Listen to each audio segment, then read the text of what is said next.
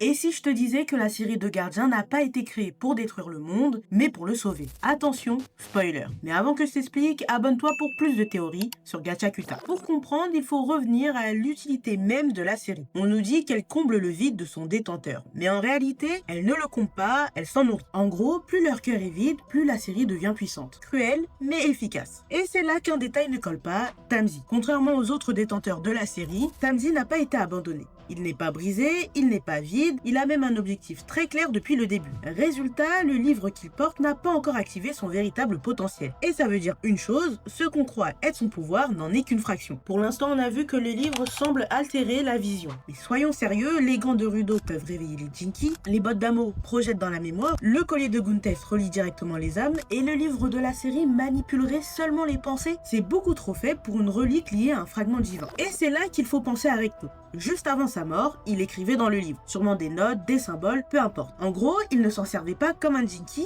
il cherchait à le comprendre. Parce qu'il avait sûrement compris une chose fondamentale, ce livre n'est pas une arme, c'est une clé. Une clé laissée par l'ancien dirigeant, celui que Mimo appelle Dieu. Recto était probablement sur le point de découvrir sa véritable fonction, et c'est peut-être pour ça que Tamzi devait l'éliminer. Alors le véritable objectif de la série apparaît enfin. Elle n'a jamais été conçue pour détruire le monde, elle a été conçue pour réparer ce que le dieu originel n'a pas terminé, préserver l'équilibre entre l'abîme et le paradis, et sûrement empêcher une catastrophe annoncée. Et peut-être même pour réécrire le monde au moment où il s'effondrera.